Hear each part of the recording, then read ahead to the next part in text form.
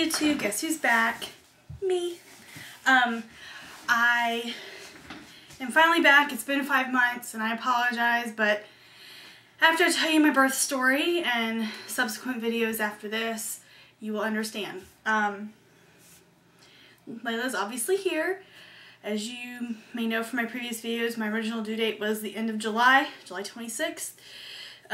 She ended up coming May 31st. She was 8 weeks premature, and I probably will have a lot to talk about that as time goes on, as far as advice from other parents of premature babies and venting about dealing with the not frustrations on her part, because there's nothing wrong with her. I mean, she's doing everything fine, but just having to understand that things will come slower. Like right now, on Halloween, she turned 5 months old. But developmentally, doctors would go by her corrected age, which is 3 months old. But she's bigger than a 3-month-old, and she does more than a 3-month-old, but she doesn't do quite as much as a 5-month-old. So it's just confusing, and you're just kind of, you know, the milestones and stuff are completely different, and you have to be extra patient, and it's just a little more, it's just added stress. And unless you have a preemie, you don't know what it's like.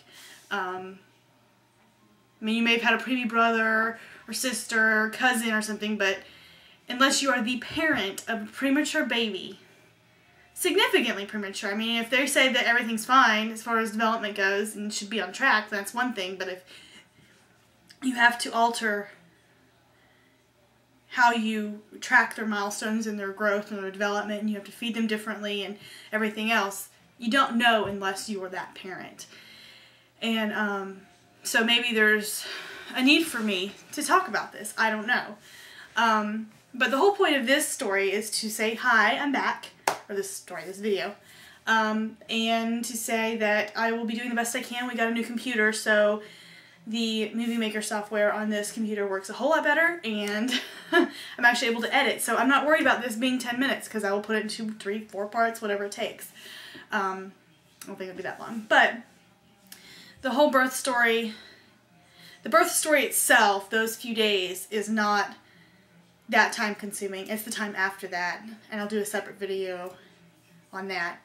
But let me try to not speak too fast, but get it out, because the baby's in the living room and she's watching a recorded Dr. Phil and probably going to sleep because she just had lunch. So, anyway, okay, so it all started around, you know, end of March, early April. You guys knew I was not giving you very many videos, and I just had this whole, towards the end of my pregnancy, that I didn't realize was the end. I just didn't care about anything. I didn't want to nest. I mean, I probably, if I had been pregnant longer, I probably would have gotten there. But because I was swelling, and I didn't realize how much I was swelling because it happened so slowly in the beginning. And, you know, we had just, I think right before all this happened, we got the furniture for her room, thank goodness.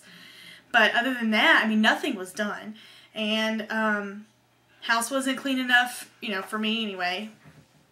I mean, I was home a lot anyway, so the house was clean, but not clean like you would if you were going to be gone for a little while and bring home a baby. You know, it's completely different. Like, you get the other things done that you weren't going to touch for a while, like baseboards and blinds and shower crevices and everything, you know, but didn't get any of that done. After going to the doctor several times, and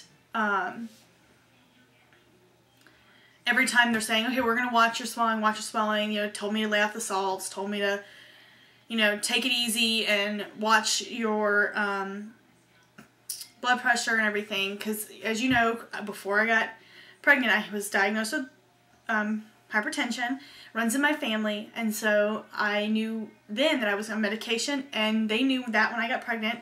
They decided to take me off of it, and because they thought that I would do okay, because when you're pregnant, your blood pressure tends to run a little lower anyway. So it was fine from October of 2008 all the way through most of May. And so, you know, I started swelling, so they were just like, okay, let's watch it. hindsight, it's always 20/20. They should have put me back on medicine then, because I probably could have lasted longer. But I woke up the morning of the 27th. It was a Thursday. And I felt funny. I felt different. You know, of course I was miserable because I was fat and I was pregnant and swollen and it was hot and I was peeing all the time and hungry all the time, throwing up all the time. I threw up until the day I had her. I was sick every day, did not feel like myself, and I hope my other pregnancies are not like that because I was miserable my entire pregnancy. Yes, I sometimes get jealous of people that had good pregnancies, but I can't do anything about it. I'll probably vent about that later, but anyway, I woke up weird that morning and something just wasn't right, and you always know when something's not right with your body. Well, I helped my husband bathed our dog and I helped him dry him off. Afterwards, he took my blood pressure and he said that it was too high. It was, 170 over like 96, something ridiculous. And so he had me sit down for about 30 minutes and then he came back and took it again. It hadn't changed. So I called the doctor. They wanted me to come in immediately. I begged them for me to take a shower and they let me, but I came in, I was there by noon. And, which really gave me like 5 minutes to take a shower, but it's alright. We left the house. Adam's like, yeah, they'll probably just monitor you and give you some medicine and we'll come home and we'll, cook something for dinner. We were just sure that we were coming home.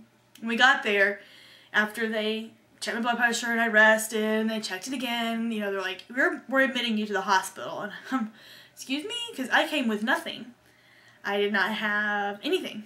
And I was like, man, I hope they let me go from the hospital today, Well, we needed lunch first, so it's a funny side story. We the only thing between my doctor's office and the hospital, because they're right next to each other, is a Crystal. And, aka White Castle? Yeah, Crystal. And, same thing. And the only thing we went through the line and Adam and I both wanted something, just a couple of Crystals or something like that and some drinks, because we didn't know how long we'd be there. Well, apparently we don't know how to order at Crystal, and they got confused, and by the time we got to the window, there were like 17 Crystals in these bags, and we're like, we did not order 17 Crystals. But they didn't want to throw them away, so they just gave it to us. So he drops me off at the hospital. I'm some fat lady walking in, all pregnant, with 2 drinks and 17 Crystals, while he goes and parks the car. So I'm sure that was hilarious to somebody.